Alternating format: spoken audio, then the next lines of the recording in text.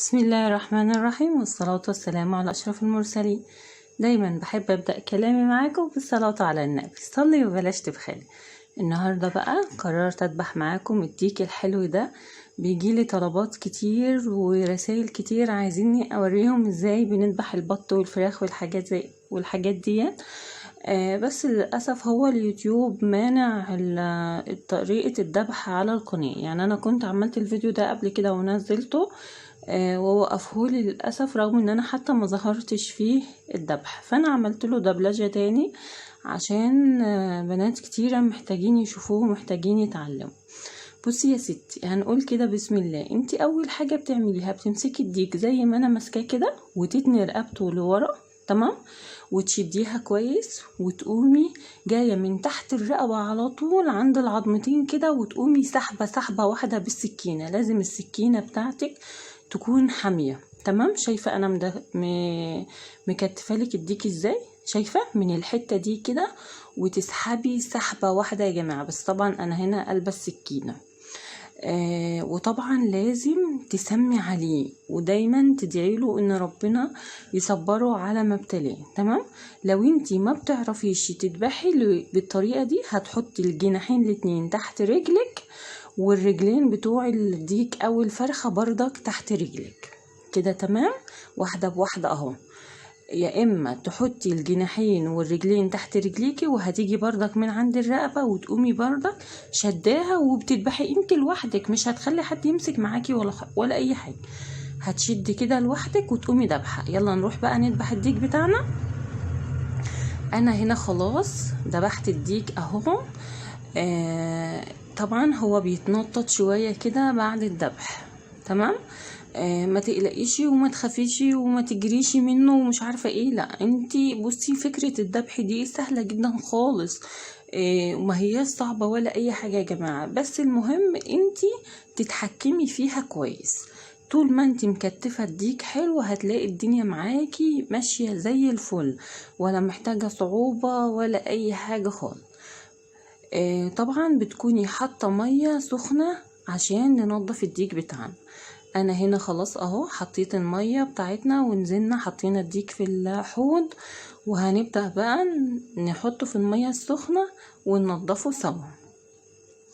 جبت المية السخنة اهو. الديك لازم، بالذات الفراخ البلدي، لازم تكون المية بتاعتها سخنة حلوة جدا جدا جدا، على قد ما تقدري بقى، زي ما تكوني بتغلي مية للمكرونة كده. بس طبعا يعني ما توصلش لدرجة حرارة عالية، عشان ما تجيش تحطي الديك فيها تحسي اصلا ان الديك خلاص استوى منك وانتي مش عارفة تتصرفي فيه. انا خلاص بليته كويس اهو. وهنبدأ بقى تسحبي لقدام، تشد الريش كده لقدام على طول، شد شد شد كده، هتلاقي الدنيا معاكي. شوفي في ثواني طالما المية سخنة حلو، هتلاقي الدنيا مشت معاكي زي الفل على طول. ما انتش محتاجة اي صعوبة ولا اي حاجة اهو.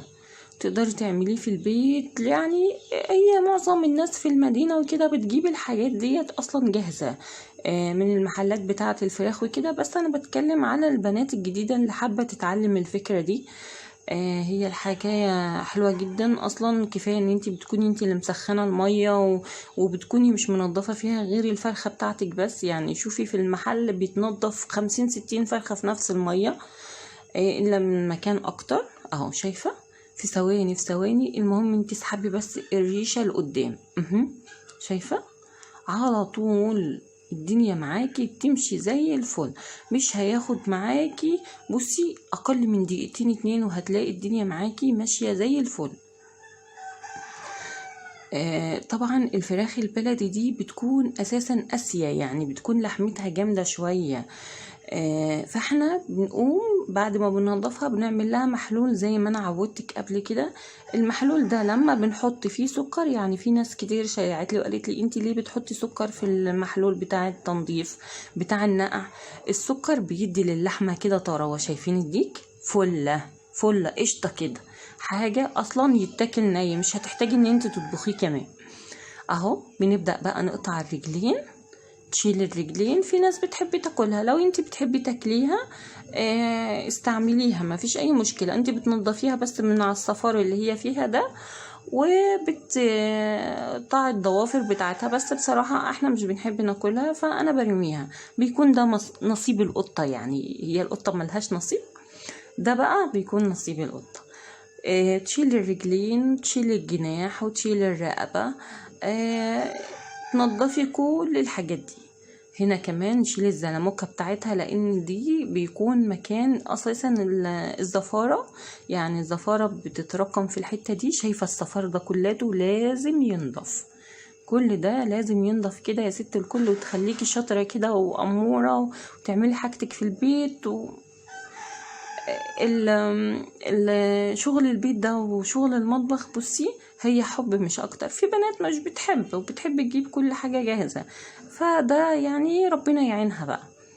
اهو شايفة انا مش بخلي فيها صفار خالص.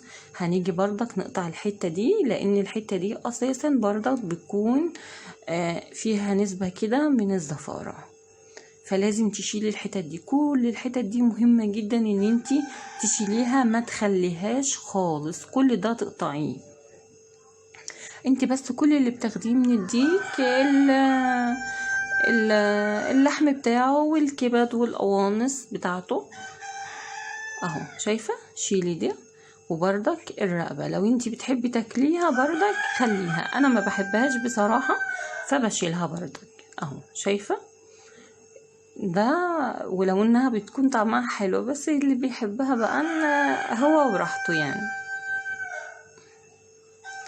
اهو دلوقتي بقى نفتح الديك بتاعنا من جوه عشان نطلع الكبده والقناصه بردك عشان ننضفها.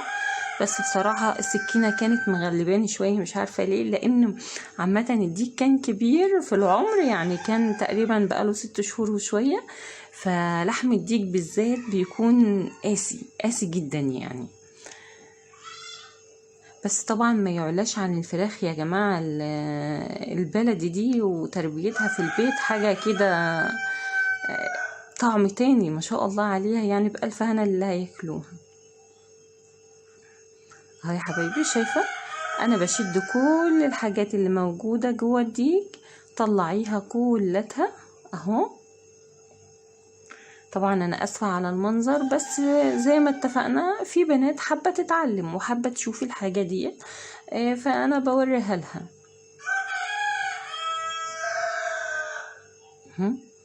دي طبعا الحصالة بتاعته لازم بردك تطلعيها كلتها، ما تخليش فيها اي حاجة.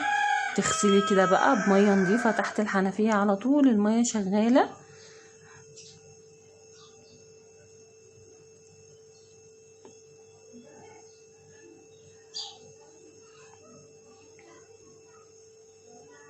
اهو اهم حاجة المية، ان انت دايما يكون تحت ايديكي كده مية شغالة على طول على طول، عشان بصي هي اساس الموضوع كلاته شغل المية يا جماعة.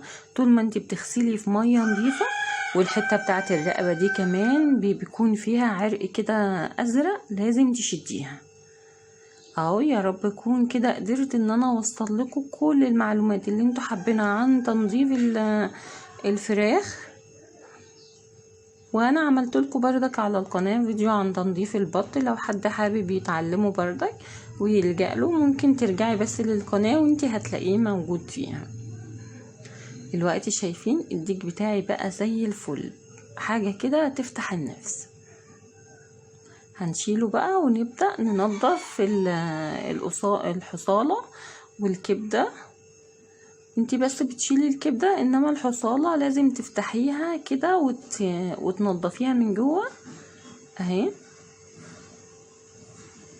لازم تتفتح كده وتتنضف من جوه، وتشيلي كل الاكل اللي فيها وتحكيها كمان كده بالسكينة.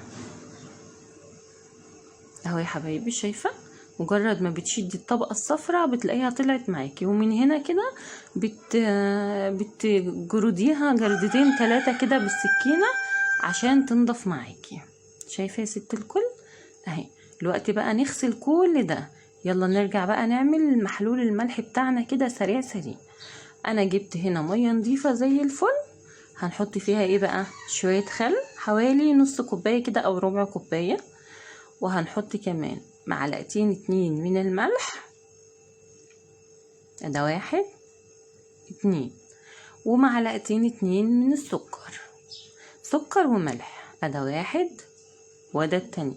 لازم تحطي سكر وملح، السكر بيدي طراوة جدا للحمة، بيطريها وبيخليها حلوة جدا. وطبعا الليمون مش هنستغنى خالص عن الليمون. اهو النقاع الديك بتاعك ده بقى سيبيه، بصي لو طلت تسيبيه لتاني يوم محطوط في التلاجة بالمية بتاعته ده سيبيه. كل ما بيقعد اكتر وقت ممكن في محلول النقع ده بيبقى معاكي زي الفل. كتفيه بقى ونقعيه عشان لما يستوى معاكي يفضل متكتف كده ويبقى حلو، ويبقى الورك بتاعه كده ملموم وحلو. وده بقى كان الفيديو بتاعنا النهاردة، يعني رغيت معاكم شوية، فيديو طويل شوية بس يا رب يعجبكم وتكونوا استفدتوا منه. طريقة حلوة، جربوها وتعودي تعملي حاجتك في البيت احسن وانضف 100 مرة من بره. متنسوش بقى تتابعوني على قناتي مطبخ ست مصرية، وعلى صفحتي على الفيسبوك بردك باسم مطبخ ست مصرية. ومع السلامة، ونتقابل في وصفات تانية كتيرة، وما تحرمش منكم ولا من تعليقاتكم الحلوة ولا من الكلام الجميل اللي انتوا بتكتبوهولي.